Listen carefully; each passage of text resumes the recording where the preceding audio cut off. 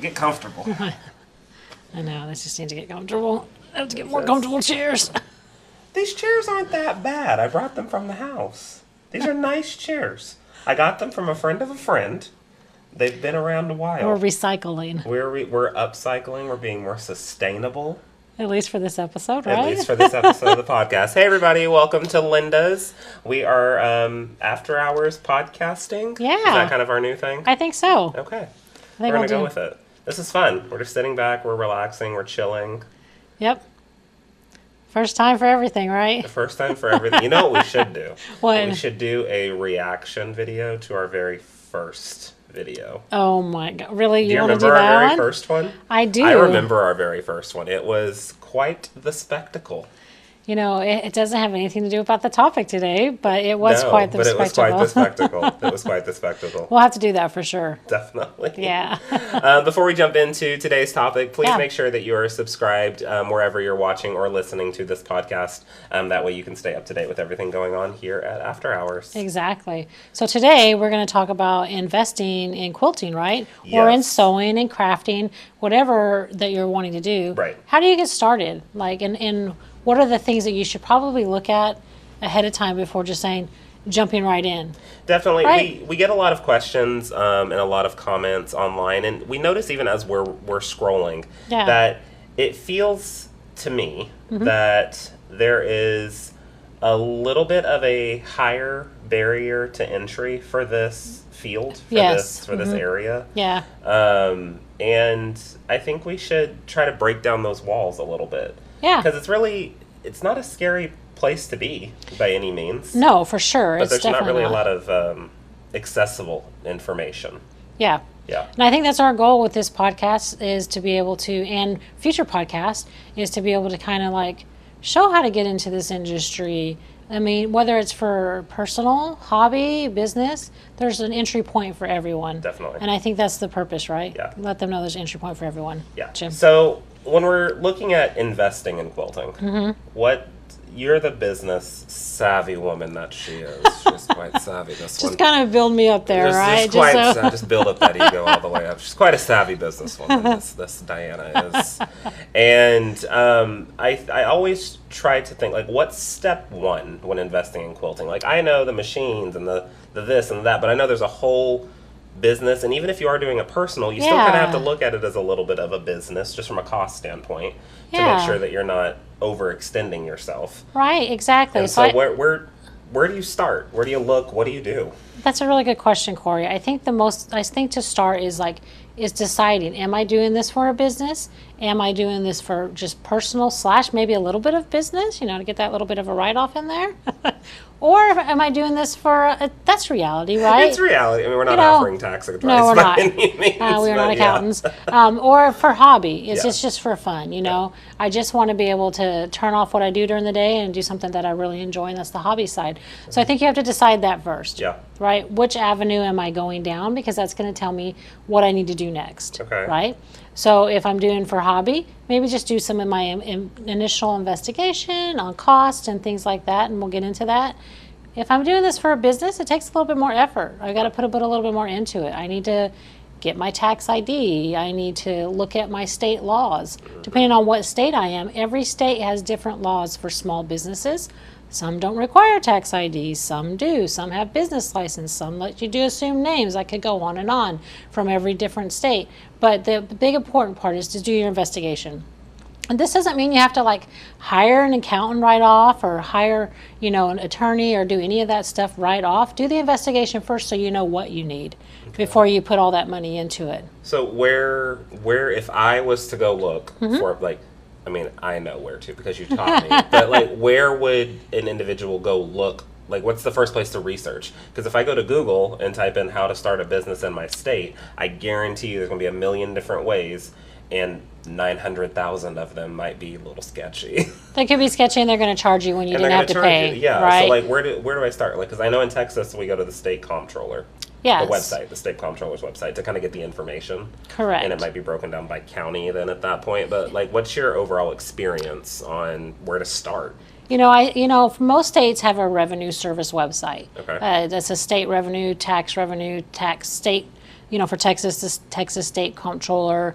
So it's, research for that .org, right? Look for that website, the .org, because if you're doing most likely the .com after it, you're paying for something that you didn't have to. And I've learned all this the hard way. So look at, your state. So for Texas, we're going to say Texas, right? Okay. Texas State Comptroller's website, Texas Secretary of State, if you're doing an LLC. If you're just doing a DBA because you just want to start off really small, sole proprietorship, then you can do a DBA with the county. Then you search the county website. So it's looking at how you want to do it in your state, what website you would want to go to first. And then under those websites, they'll tell you step by step. Yeah. 9 times out of 10, your state has a step by step on how to do. And if they don't, a lot of the smaller states, you could probably call and talk to them still. Like, what do I need to do to be able to start this small business? Tell me, give me some steps. 9 times out of 10, if you are starting a small business, once you get your state stuff, you do have to get an EIN, which is an FEIN, a Federal Employment Identification Number. That's almost a given if you're doing an actual business, and then if you decide if you're doing LLC or not. And that's when you do have to get into attorneys and getting help with all that. Cool. But I guess first... cool. Seems scary. Well, it's not. It's like just do the investigation first on exactly what you need to do to get started and how big you want to go into that business. Do you want to just stay really, really small, sole proprietor, doing very small projects? You don't want to do much. Then it's usually not that hard to get into something.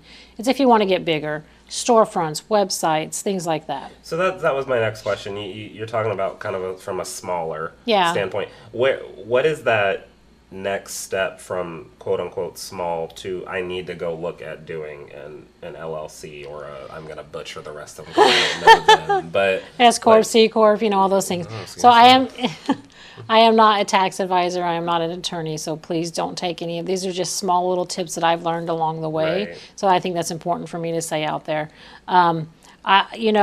Typically, if you're going to do anything that has a consumer coming into your business location, whether that's your home studio or into your storefront that you decide to do to your anything that a consumer is going to be coming into your location, that's, I think, when you start thinking LLC. Okay. Anytime you're going to have any liability against you, then I would say it's time for you to jump up to LLC just to be more protected. Again, I'm just giving you like simple advice. You definitely want to talk to your attorney about all this stuff. Yeah, definitely talk to your attorney, your local tax consultant, exactly. all that different stuff. Yeah. I'm picking your brain from a easier to understand standpoint because I think you're able to talk to us in more of those layman's terms and a little bit more of our quilter talk. Yeah. And as opposed to those, and I know it's going to make me look bad, but those bigger terms out there that can be scary for people. I mean, when I started my first business, a lot was thanks to her help. But it was like, even you had me go to the courthouse and I had to do all this stuff by myself. It was scary because I'm just like, I don't know what to ask, and they're not helpful at the courthouse. So unfortunately, they're not. That's you bring up a good point. We actually had mom come in today and ask that same question. She wants to start developing some patterns, very low key, simple. That's all she wants to do. She doesn't want to go into a store. She doesn't want to do craft shows or any of that stuff. So my advice to her, being in the state of Texas and the county that we're in, was to go to the county website, fill out the DBA, which is the assumed name form for the state of Texas, just for the county, and then go up to the county and and have it recorded. Yeah. Something that simple can get you started on your business path. Yeah, and that's another thing that brings up a great point to think about is if you are wanting to go into business and you are thinking about kind of what name you want to give your business. Yeah. Before you get too set on a name, make sure you visit that county or state website and see if it's already been taken. You'd be surprised how many people go in there and because you can put in quite a few assumed names. Yeah. And they last for like 10 years. 10 years. In Texas. our counting in our Texas, state. yeah. But you don't want to get too set on a name, and then you get discouraged when you get there and you have to rethink it out. You actually have a really good point on that. And what I would say is depending on what size that you're wanting to go, if you know you're going to always stay small, usually doing the research in the county is probably pretty good, getting that assumed name.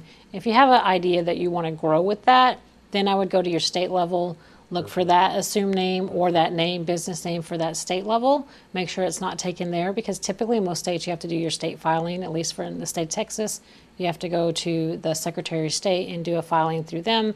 So you don't want, you get to be awesome, have this assumed name, you've been doing it for 2 years, and then all of a sudden you decide to go big and somebody already has that name of the state, then you have to change your name. And a lot of people run into that. Yeah, that's a good thing to think about too. And even if you're becoming a little bit larger in what you're doing and you're being a little bit more noticed, sometimes your competitors will go purchase your name at a higher level. Yeah. And that kind of limits you to where you want to go. Exactly. And then the next step from the state would be EIN. Yeah. So just do your research on all those locations if you know this is a business that you want to grow with, because you don't want that name to be taken at any of those stops to stop your name that you really love. Yeah, I just think it's great advice to start at that .org state level website and and then they break it down from there. And you can kind of go from there. Okay, so enough about the legal mumbo jumbo. I know, because we're, this is getting it's getting to be too much. It's too much. It's too much. Yeah, but it's much. And again, it's needed. And again, it's just talking, right? It's just talking. It's I don't want exactly. By any means. No legal advice or tax definitely talk to the state representatives that you need to in your state to get the proper information.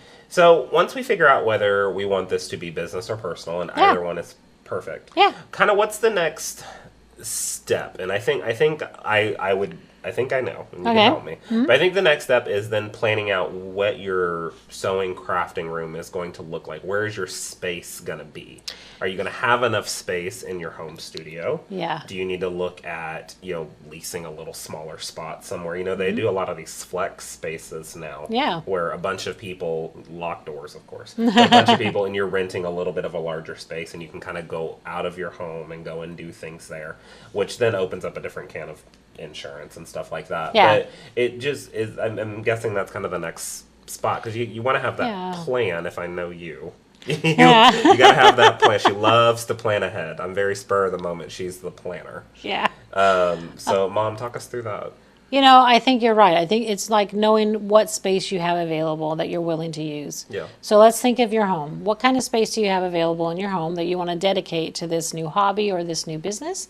Measure that out, know your square footage, because that's going to tell you what you can put in there and which way you want to go, whether a long arm or short arm or sewing machine, right? Measure your space out, know what you have available, or do you have to build a room, a studio? If you do, how long is that going to take? What's the cost involved in that? Or the flex space, which are like more and more metroplex areas. Yeah. Probably not going to find that in a lot of small towns. Probably not. There's a new business. There you go. Start that. Get some flex space in a small town. But going over and just finding your space, like what do I want to put into this space? What do I want to take away from my home for the hobby? And deciding that, because once you know your square footage, then you know what you can put in it. Yeah. Right? So then after you have that, then the next thing is deciding. Then it really comes down to deciding whether or not you're going to be more of a piecer, and so you're investing more into a sewing machine, a really high-end sewing machine that's going to be able to crank out industrial level stuff. Yeah. Or if you're wanting to go in and just do long arm quilting, which is a huge business in itself. Yeah. Or if you want to do both. Or if you want to do both, and your space allows you. Yeah, and the space allows you. Allows that. Because we've been doing this for a lot of years, like over 20 years for me. And we've met so many great people, and they've all done things so differently. But the general thing was like finding that space that for us was the long arms for a long time. How is that long arm going to fit in there? How much space is going to be required for that machine to fit in there? And most of them realized they didn't have enough space. Yeah. And so it's how to get that, make sure you have the right space before, number one, you purchase your equipment that you're using. Yes. Because the stress of getting the space built after you've purchased the equipment can be pretty stressful. And because you're rushing it, it can cost more. Yeah. So, those are all things as you're planning your space and your time. Say, hey, I really want to be a long armor, and I want a piece. I want both. Yeah. I want the best of both worlds, right? Right. What space requirement do I need to do that? And then let me go ahead and find that or have that built. And once I have that done, check that box, and I know that's almost done, then I go order my equipment. Yeah. Right? And then when you're ordering your equipment, I definitely would recommend, if it's all, dependent on your space. Yeah. But if you have the space available, if you're going with a long arm, if you have the space available, I would at least have a 12-foot table. Yes. At least. having that 12-foot table in the long arm for almost every long arm on the market, that's going to allow you to be doing king size quilts Correct. up to 120-inch tops. That's not including the backing. Backing would be about 126 wide, but about 120-inch wide top, which will be a king size floor to floor quilt. Yeah, and that's tight on a 12-foot table. And but that's tight, but you're not can do limiting it. yourself. Yeah. You're not limiting yourself, because if you go down to a 10-foot table based on your space, nothing wrong with that, but you can't easily do a king size quilt. You have to shift it, and that's a whole thing. It takes way longer. And that's really good do. feedback, because I mean, as we've done quilts for fun and quilts for friends and then for filming and things like that, there's always a time that we had run into if we had not had that 12-foot table. Oh my gosh. We wouldn't have been able to complete that quilt. Yeah. And with a lot of advice that we've given businesses and personal, because you're going to want to do king size quilts for your bed, over the years was like, definitely if you can fit that 12-foot table in there for your long arm machine, get the 12-foot table. You will not regret it. No, you won't regret it. Yeah. And if you're, for instance, for certain long arm machines that are more commercially built, Yeah. it's going to last a long time. Yeah. And let's say you're ready to be done quilting 10, 15 years, and you're ready to resell and sell off your machine. Yeah. You're going to get a much better return on a 12-foot table, because more people are looking for that. That's so very it's true. Going to fly off of your shelf. Like, we're just bringing in all this stuff, right? This is way more than we had written down originally, but this is kind of what happens. You get down that rabbit hole of all those different accessories and different ideas and things that you might not think about when you're sitting in front of a salesperson and they're hardcore pushing you because they happen to have a 10-foot table in stock. Yeah. And they're saying that's all the size you'll ever need. Yeah. If you have the space, definitely go with a 12. Exactly. I don't think 14s are even made anymore, though. Yeah, I don't think so. That's a lot of and I do find that when those were available, most people were fine with 12s. So it definitely, just if you can get that 12 in there, I think that's what we're trying to, the end goal is what we've seen a lot in the industry. And over the years of selling machines, when we were selling them, a lot of people would, for space requirements, would get the 10-foot, and it didn't take long for them to come and trade in for the 12. Trade up, exactly. And then you've lost some money there. So that's part of your budgeting, right? Looking at all that up ahead of time. So that was great advice on that, because I mean, you do all the quilting on the machines, and I mean, I've pin them and stuff on with you, but when it comes to the quilting, I did. Well, it's like the pinning. Pin them on with you. I pin them on. You snap, I'd pin. So Fair. So that's really good advice on that. I think also when you're looking at a long arm machine, whatever your budget allows, you want to get the largest machine that your budget allows. Exactly. If there's a caveat to this. Okay. If you're going into business and you plan on doing either pantograph quilting or edge-to-edge quilting, the larger your machine throat, the faster that quilt's going to get done. Correct. Because in some instances, like we have two machines here. My larger one can do 2 rows at a time of quilting on an edge-to-edge quilt, where my smaller one can only do 1 at a time for the size that I want. Of course, I could shrink the row way down, but then it takes longer to quilt. That's a whole nother segment. That's a whole nother segment. But you're definitely wanting to go with the largest one that you can afford, that your budget allows, if you're doing that. Now, if you're going to do free motion quilting, and that's all you ever want to do, and this is a good point, bigger is not always better. Yeah. Because it's a lot of machine to move around, and then it's going to stress your shoulders, it's going to stress your body, you have to stand at that. So going with a little bit of a smaller machine that you can grow with. I think we need to reiterate, we're talking throat size. Oh, yes. Yeah. Thank you. Sorry, I just get going. I know. So we're talking throat size of the machine. So all the different brands have different throat size, and they all have their largest one. So whatever brand you're going to, look at what that largest one is. Right. You know, test that machine out. Especially for the free motion, take 30 minutes to an hour at their location and do some quilting and feel like how it feels versus the smaller one or the next one, if it's the freehand style. Yeah, if you're doing that freehand. But that's a great mention point. Yeah. I would, if you're looking at purchasing a machine, highly, highly, highly, highly recommend finding a local dealer or someone near you. Even if you have to drive an hour, 2, 3, 4 hours, it's well worth it. Yeah. Because in booking a time with them, call and make an appointment. Yeah. Please call and make an appointment, and see if you can. If they can put some fabric on the machine. Yeah. And like Mom said, spend 30 minutes to an hour. Let them know this is your goal. Yeah. Because moving that machine for 30 minutes to an hour is completely different than moving it for 2 minutes. Exactly. Completely different. Yeah.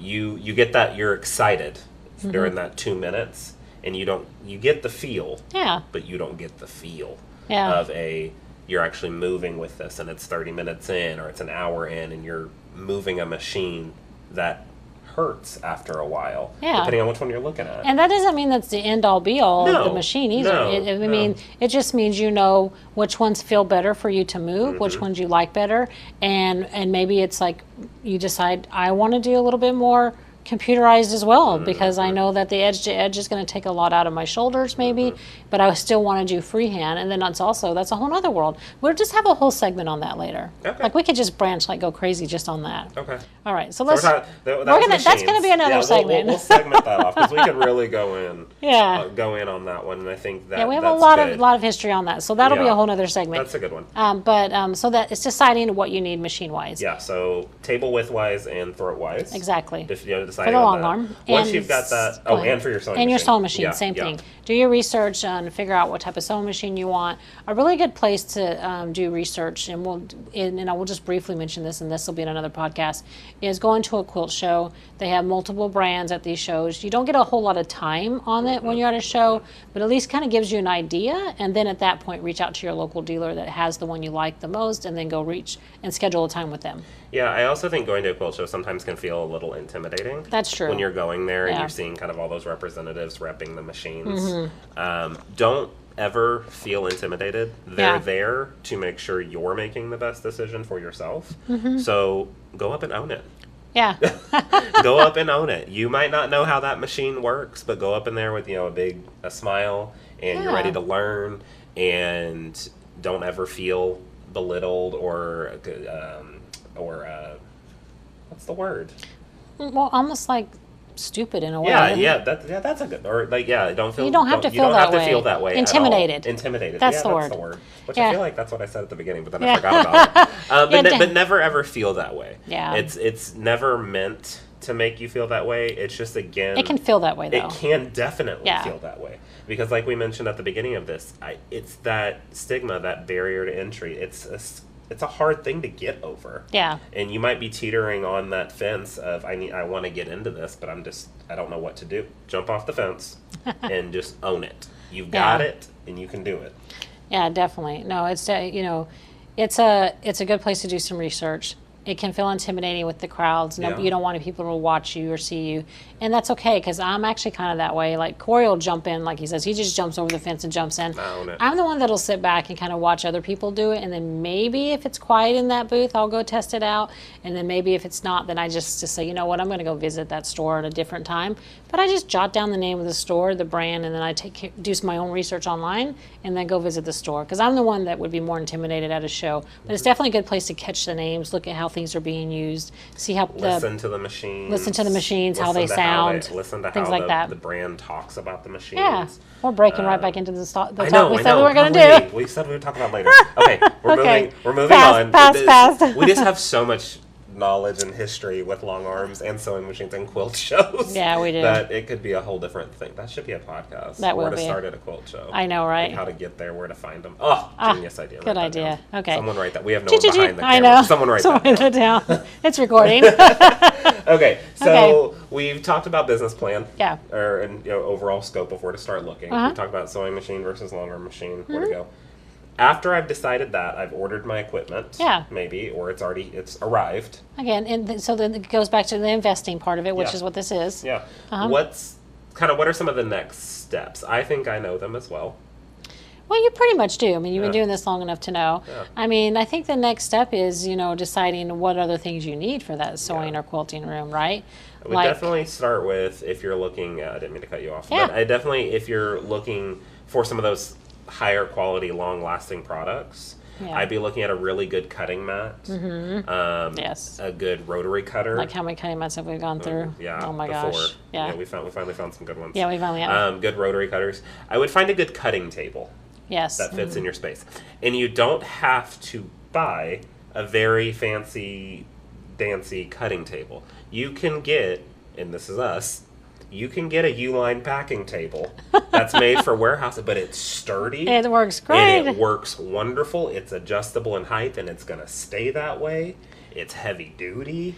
You can slap your cutting mat on it. You can use it for so many different things. Yeah, now we're gonna have to get a picture of that. And I know we got to put that in the little the piece here. But no, so that's what we've done, because we found that all the research on cutting tables, number one, they're very expensive. Yeah. Nothing against the brands, but they're we had really no idea, expensive. We've never bought. And then they're not really more professional. They're more hobby for your home. Yeah. And they're great, and they have some really great ones out there. But we were like, okay, what can we use that'll be long lasting, that works for us? Because we don't need the cubbies and everything like maybe you might want in your studio. And that was easy to put together. And so we found the U-line. We're not sponsored by any of this, but the U-line cutting tables would be great. It's a packing table. The packing table. It was made for packing, and we turned it into a cutting table. And now we have 3 of them, and they work great. They're fantastic. Another thing that you can do, and this is kind of just outside the box. Oh gosh. No, so where's she going with this? So this is what I have at home. I made a large one. Oh my gosh. And my lovely husband, Darren. This is something, folks. This is something. Took 3 of our IKEA cube things. If you know anything about IKEA, they have everything cubed. The 2x2 cubes. Yeah. 4. Oh, thank you. So he knows the name of them. And I had them used in the house for other stuff. And I'm like, I wasn't going to use them anymore, but I wanted to feel like, how can I repurpose them, right? Mm-hmm. Recycle, repurpose. So we actually took 3 of them, put them on casters, added a top, and I have this huge cutting and art table now. And it didn't cost hardly anything because I just recycled the stuff that I had.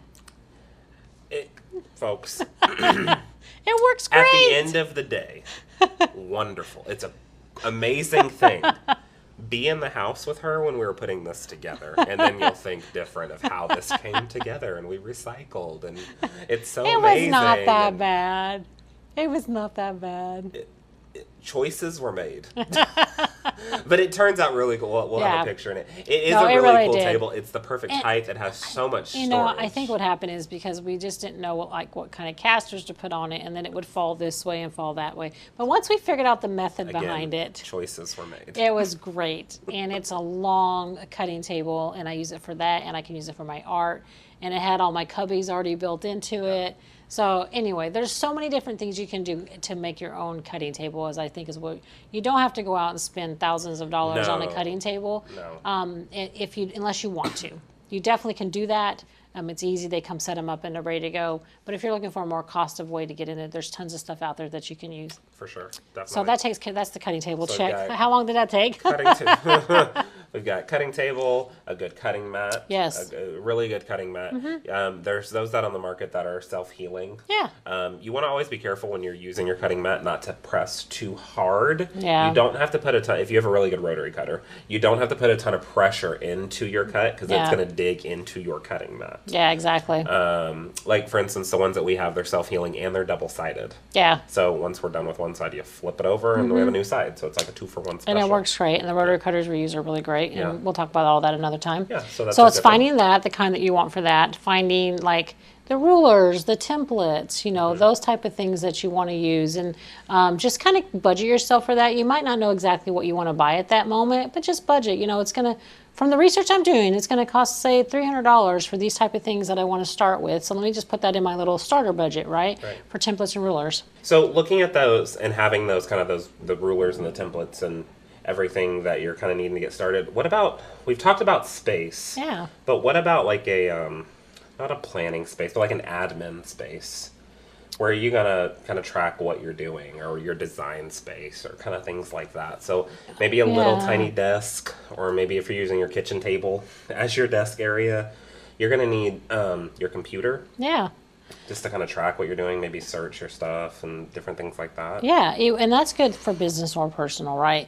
So like you want to be able to have some type of computer or tablet to do your research on. Mm-hmm. And it doesn't really matter what you use. You find out what you like the best. But whether it's researching and finding products, watching podcasts, watching YouTubes to learn how to do some of the new techniques that you're wanting to learn, you want to have something good. Something mobile.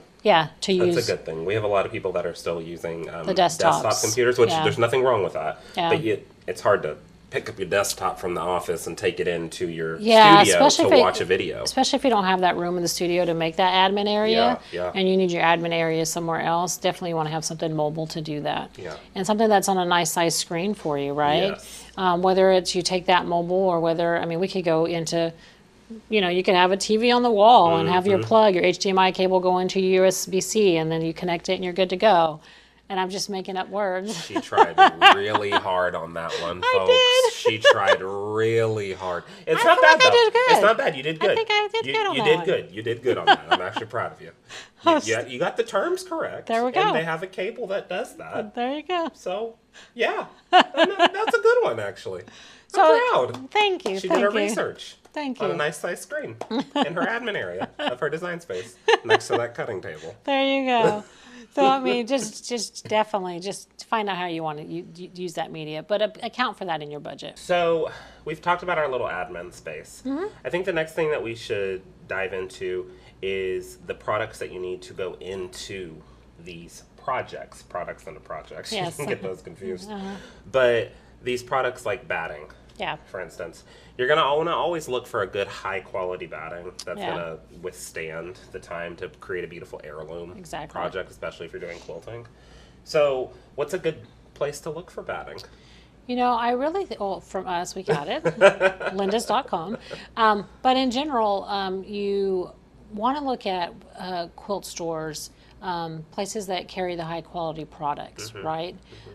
Because they're going to have the higher quality fabric, the better threads, the better batting, things that you aren't going to cost that much more at the end of the day on what you're putting in based on what you find at some of the big box stores, but will be better quality, Yeah, right? a lot of the times quilt store quality fabric, that's why that term is used. If you Yeah. haven't heard of it, there is a term, quilt store quality fabric. Yeah. And that means these local stores like Linda's, for instance, Yeah. that has these higher quality fabrics that you won't find at a big box store because Yeah. they're produced differently. Correct. They're produced at a big box store, maybe a little less quality because it's a little more cost effective for that Exactly. big box store. Even when it has the same brand name on it sometimes. You'd be surprised. So definitely, I would, if you can get your stuff at whether it's a local store, whether it's online like from us at lindas.com, or places like that actually focus on the higher quality stuff. Yeah. From the fabric to the batting. So I mean, we love the Hobbs batting line, love the right? Hobbs batting. So we carry that line, and we love the quality of that.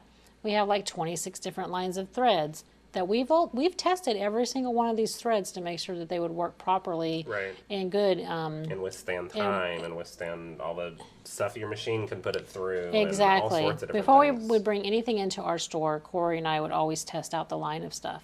And we've been asked to do a lot of threads, and we've tested a lot, and we haven't brought them in. Quite a few, and they just didn't meet the mark. That's not that they were bad. Yeah, they just didn't meet the mark for what we wanted y'all to have. Exactly. And I think that brings up another good topic when we're Yeah. looking at different qualities. We get a lot of questions on batting.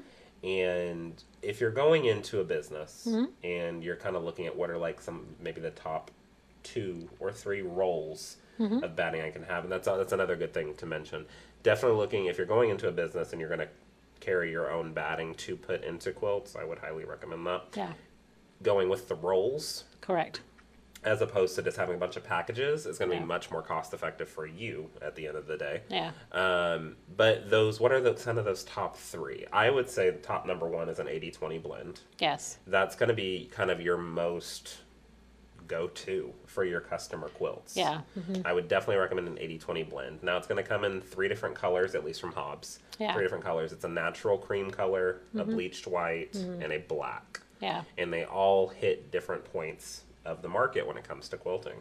I almost think that we're going to split this up. If you're doing hobby, just grab the stuff that you need at that time, whether it's a roll or a package. It is much more cost effective in a roll. If you're doing a lot of hobby stuff, that might be something to look at too. Definitely is getting that roll versus the package. But for the business, you're going to use the white, black, and the natural. Yeah. So like on our website, we have like a starter bundle with those 3 in there for that reason, right? We kind of discount a little bit so they can get those 3.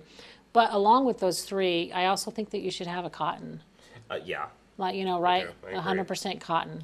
I would do 100% cotton. Now, there's different ones, of course, all over the batting market, but in the hob segment, there are different ones. There's one with scrim and without scrim. Yeah. And that's a whole nother topic. Yeah, we'll have a batting topic later. There's a great batting talk as well with us and Stephanie on our YouTube as well.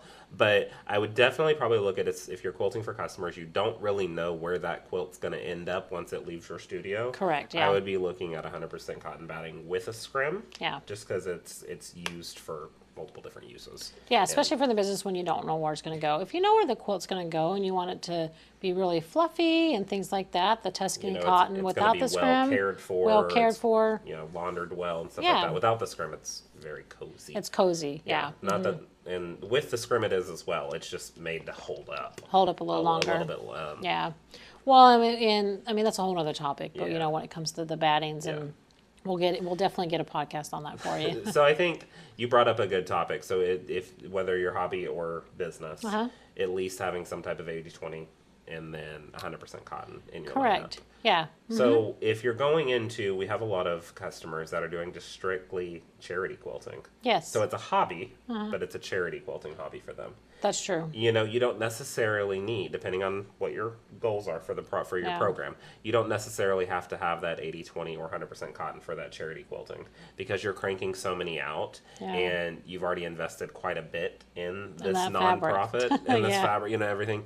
I would probably be looking at, we have the hops products that are called the by the yard products. They're rolls. They're not by the yard. Stephanie, wait, we need to talk I don't know why it's called by the yard. I don't know why it's called by the yard. But it is called by the yard by them, but they're on rolls. By the roll. That's what I want it to be called. But they're ounce battings. Yeah. So like there's a 6 ounce or a 9 ounce and polyester. Polyesters.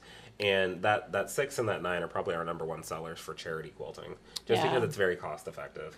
And you can just crank out quilts. It's just it's BY-696. It's a 6 ounce batting, and what that means is that 1 yard of that batting weighs 6 ounces, and that's what those mean. 996, 1 yard of that weighs 9 ounces. So we have sample kits on our website that you can purchase to see the loft of them. But your 6 ounce will be really thin and small. Your 9 ounce is just a little bigger, and it goes up from that. And we carry those in our online and in our store to help the industry out there that does a lot of charity. Yeah. Because it's much more cost effective batting for you to use when you're just really cranking out some of those charity quilts. Definitely. So we talked batting. I think another big one, it's always a big one, you touched it about this much. Okay. Is thread. Yes. Yeah. Good high quality thread. Yeah. And depending on kind of what route you want to go with. Yeah. And where you want to start. Do you want a polyester? Do you want a cotton? Do you want variegateds? Do you want metallics? Are you going to offer monopoly? That's a whole nother thing. Yeah. But definitely investing in good high quality thread. Some good starter colors, solids. I would have a few starter variegateds because you'd be surprised. There's those quilts that just scream, I need variegated thread. Yep. So definitely investing in that. We personally, we've always started off our beginner quilters with a polyester thread. That's a matte polyester thread, which means it looks like cotton. It looks like more of that natural fiber. Yeah. But polyester, just naturally because it's a synthetic fiber, is a little bit stronger than cotton. So if you're just starting out, it's more forgiving. It's more forgiving if you don't get that tension 100% correct. Exactly. Or if you forgot to change your needle that one time. Yeah. It's just a little bit more forgiving that way. And it's, again, stronger, holds up just a little bit longer. Yeah. It's a good, it's a good universal thread that we put on there for our beginners. I mean, we have starter kits on our website to pick out colors that we know that have sold most commonly that are used, and you can almost use with any type of threads, and what'll be another podcast on those. But we got all kinds of podcast ideas just from this. Oh my gosh! There's no one back here writing down. I know. We'll have to go back when we edit and look at it, write it down. Somebody. I need a Gerald. My little Cora. Write it down, Gerald. Exactly. That's what I need. But yeah, just having some of those matte colors, things like that. And it's just, the one thing we used to tell quilters all the time is, we don't want you to start quilting and get frustrated. Never. Oh my You know, gosh, we would no. have quilters come in at first, and they thought that they could only use cotton. They were told only 100% cotton. I can't buy anything else, and Yeah. they've never even touched a long arm. Barely have touched a sewing machine yet. Yep. And we would say we don't want to say anything against what the the recommendation was, because we love cotton thread too.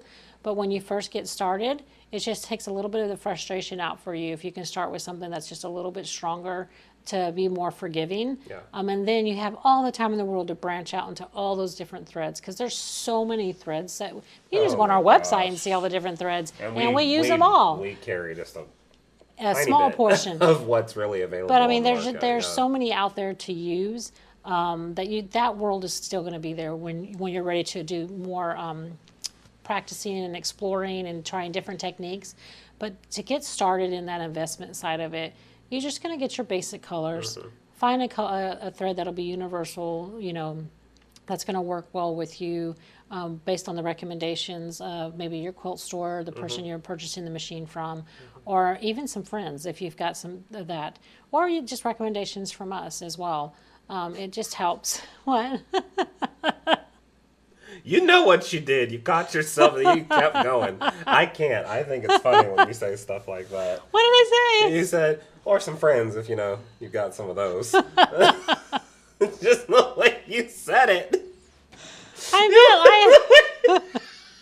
meant like quilting friends. Like if they're brand new. I know what you meant. It was just funny at the know, time. If they're brand new to this industry, purchasing things and investing and doing all these things, which is what this is about, they might have not have joined a guild yet. I know what you're saying. It was just funny how it came out. Yeah, I know. That's just where my brain went, but that's funny. I know. So again, there's plenty of different threads out there, and there's a ton that we're going to get into later on in the series. But taking all that into account, we've talked about a lot. We've talked about a lot. Yeah. But there's one big key component. Yeah. If you're looking at going into business, or you're looking to branch out and find some friends. Where you can definitely find friends in the quilting industry. Definitely, there's quilting, sewing, the crafting industry in general. Great community. It's an awesome community, and you can find friends. Okay. If you're where am I going to go? If I'm starting a business, how am I going to get the word out there? Because, like you just mentioned, my friends don't quilt, and how am I going to get the word out that I'm doing this? But I'm brand new, so how do I get people to trust that I'm going to do well in it? And you've had some really great conversations with people, how they've started their business, and how you've been able to get Linda's name out there a little bit more when we were starting out. What are some tips that you would give? That's a really good question, and there's so much that I could throw into that. So we'll try to simplify it. Okay. First, I want to make sure that this is for business and hobbyists, because if you're a hobbyist doing this, you could still do these things. For sure. Just because you want people to see your amazing work that you're doing, right? True. Yeah. But in general, social media, I mean, that's what we're doing right now, right? Social media is huge. Most social media is free. So when you're looking at investing, you always look at how much money am I going to put into that advertising to get my business noticed, right? So I can start making that money on what I've invested in. You got Facebook, you got Instagram, you got Pinterest, you now have TikTok. I mean, there's all these things that right there, are all organically you can start, right? Right. A website. Yeah. It's really important to have a website. A lot of people, as a business, think, well, they could just do it all on Etsy, and you can. But a website is so nice to have. It makes you a little bit more, this is my opinion only, a little bit more legit of a company if you have your own website. It helps differentiate you from your competition, too. And maybe that's not the right word, but it just makes it more like, if I'm researching and I found something on Etsy, I actually go look at their website. Or if I found it on Pinterest or on Facebook, I click to go look at the website. And when there's not a website, I'm like, oh, I wonder if they're really a business. Right? And there's so much cost-effective ways to get in a website. And whether it's an e-com website that has a shopping cart, or whether it's just an informational website that's really cost-effective to get into, look at all that stuff when you're thinking about that. To me, that's kind of important. Yeah, I'm kind of biased on this one when it comes to the website, because we'll have a lot of people that are starting out their business, and they grow it very well, and they want to start selling their own products on it, but they've only set up an informational based website, and then they have to figure out a way to migrate to more of an e-com based website. You'd be surprised how many, and I'm just going to name drop one, they're not sponsoring us by any means, but Shopify. We've used that we still use them. It's a very easy system. It It's really very is. user friendly, and you can start with a very basic monthly package. That's Yeah. not.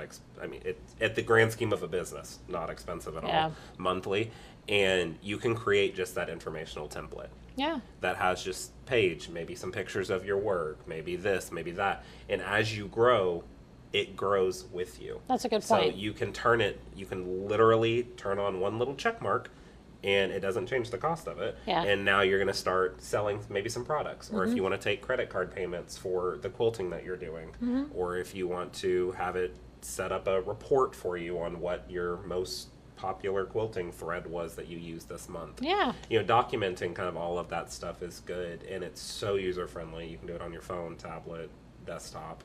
Yeah. And it's always, and a lot of their themes for your online presence are free, Exactly. and you can build it however you want it to look. And there's always stuff in there that you can pay for. Apps, add-ons. You can turn it themes. into a whole empire. Yeah, but there's like very basic is what he's talking Yeah. about. And you're right. and very step by step, very user friendly. Yeah. Their help database is great. And There's that's been some our ways. experience. I'm It- sure yeah. there's other things out there. Oh, I'm sure. That's yeah. just been, we've gone through multiple different types There's of. quite a few. And this is the one that we have found that has worked very user friendly Yeah, for what we've I done, love and then been able to scale it. Yeah. So however you want to do. So that was a good point out Yeah, there for I think that. it's great. But I do Yeah. think having a business is good. Having a Google listing. Yes. Not a paid one, because Yeah. you can do a Google My Business. free, yeah. I think is what it's called, for free. And having that is just a good way to get Google reviews. Those reviews build that sense of trust Yes. with people when they're searching for you. I know I look at reviews on products, on businesses before I go to the business Yeah. or do business with them. Well, and you can, speaking of that, you can constantly be adding photos of things on Yes. Google for free. Yeah.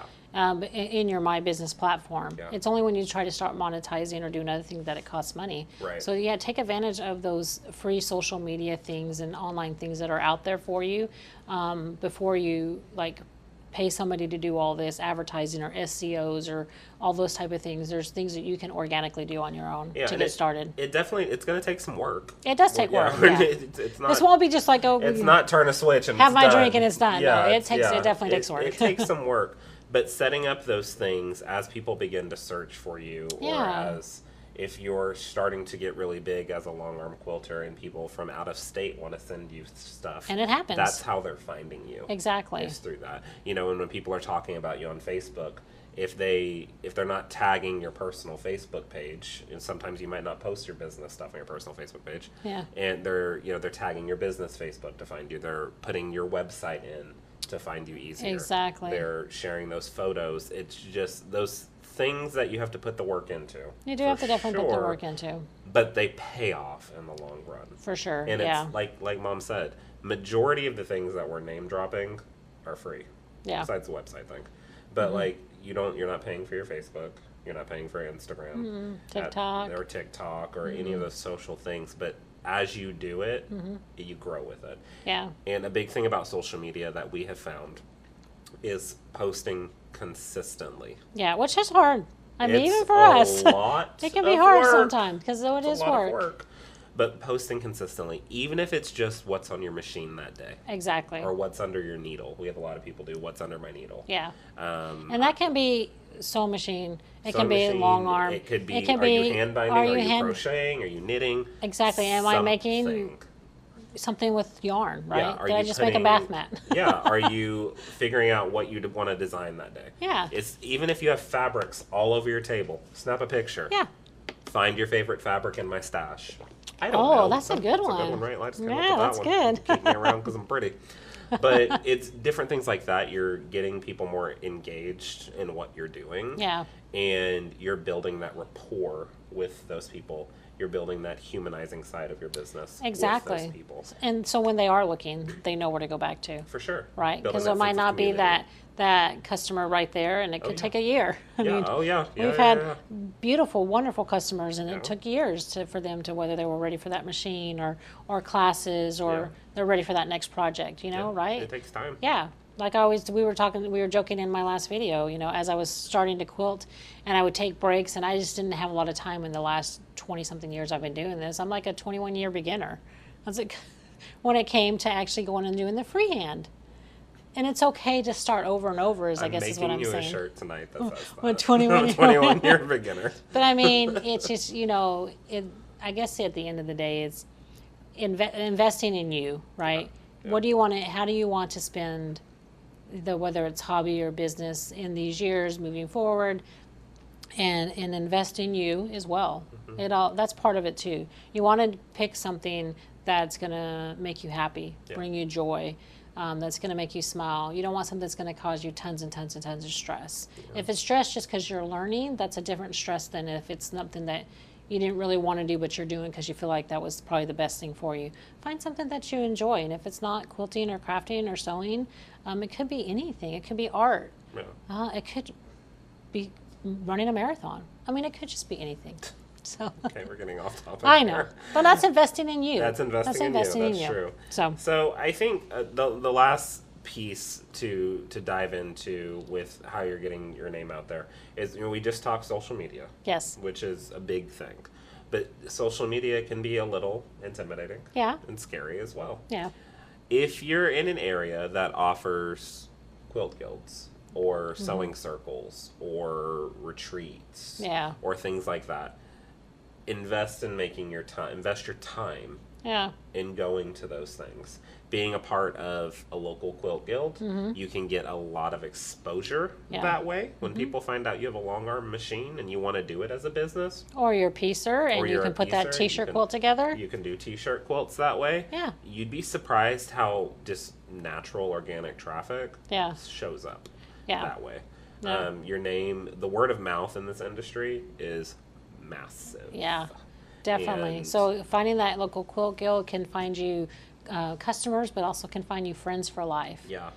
So whether it's business-based, hobby-based, or just looking for friends. Yeah. You literally, it's a community. And I think that's what we found over all these years is that this industry, quilting, sewing, and we're just branching into crafting, but it's just a community.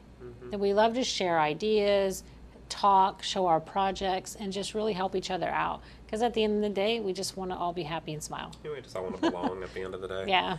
And don't let, maybe if the closest guild to you is 1 or 2 hours away, don't let that discourage you, because I don't want to say thanks to COVID, because that sounds bad, but because of COVID, a lot of guilds now offer virtual attendance. Yeah. So even if you are 2 or 3 hours away and you can't make the trip that time, sometimes that guild will offer virtual attendance where you can log in and still be a part of it, listen to it. Exactly. Some guilds record their meetings and you can then listen back to it later if you're busy. It's a great way to get tips, and you might be doing something one way, and getting just that tiny bit of information from somebody else can totally change the trajectory of what you're doing. And another good thing is to go check out all the different quilt stores in your area. Yeah. And if something in your area is 10 minutes or an hour away, take the time to schedule a little quilt shop hop on your own or with a friend. A little mini shop hop. Mini shop hop. And just go meet some of you. All the quilt stores seem to have their own character, what we found when we were going through the shop hops. And you can meet friends there, get ideas there as well. Yeah, and I guess one thing we didn't talk about as well is we talked about having a website. I guess this kind of ties in with advertising. Business cards. Business cards, yeah. A lot of people have gone virtual. The power of a business card, it's still pretty powerful in this industry. So powerful in this industry still. Yeah. So having business cards with you that you could ask the store owner, if you're visiting stores, can I leave some cards here for quilting? If you are planning on going around to do that, have samples of your work with you. Good point. Have samples of your work with you. Because here at Linda's, and this isn't to dog anybody, but we will not refer quilters out that we have not seen their work. Exactly. So, anyone that we're name dropping with business cards in store, we've seen their work, and we find it to be quality enough for your quilt. Exactly. So take your work with you so the owner can see it and you can show off it, because I know your work is beautiful. I know this already. So you can show off your work, and that way they can confidently say yes. Well, that's just part of advertising your business. Even offer to quilt a store sample. Yes. Yeah. Offer to quilt a store sample, because they'll hang up that store sample and someone's going to say, I really like how that was quilted. And they're going to say, oh, Dianna quilted. She didn't. But Dianna quilted that. Would you like her information? Yeah. And that snowballs. Yeah. into referrals at that point. It's going to start Exactly. slow, Yeah. but you'd be surprised. And you there could be sometimes that you go to stores and they already have a quilter Yep. on staff, Yep. or they already recommend, and that's okay. And don't be let that discouraged. discourage you Yeah, at don't. all. No. Just keep looking through different guilds and different ideas, and you can always just let them know, hey, well, if she ever needs somebody to step in, or if you need an extra quilter, I'd be happy to help. If you have anyone that's and has a last minute Yeah, thing that and they you can't need fit done, 'em in, just let I'd me be know. happy to help. Here's Just my be number. open. Yeah, you just never know what that will do. Yeah, you'd be surprised. Yep. Definitely. We have covered A lot. so much today. I know, and there's just like so many branches that we could branch off of what we talked about and then turn them into leaves. Yeah. Like there's just so much to talk about. Yeah. But I think this gives us gives our audience a kind of a broad picture on investing, what to look for, and what they need to do when they're thinking about choosing this as a hobby or a career or a business. Definitely. It gives them a starting point. Yeah. Right? Awesome. Well, thank you all so much for joining us here at After Hours. Again, make sure wherever you're watching or listening that you are subscribed so you can stay up to date with everything going on here. We'll see you next time. Bye. Bye.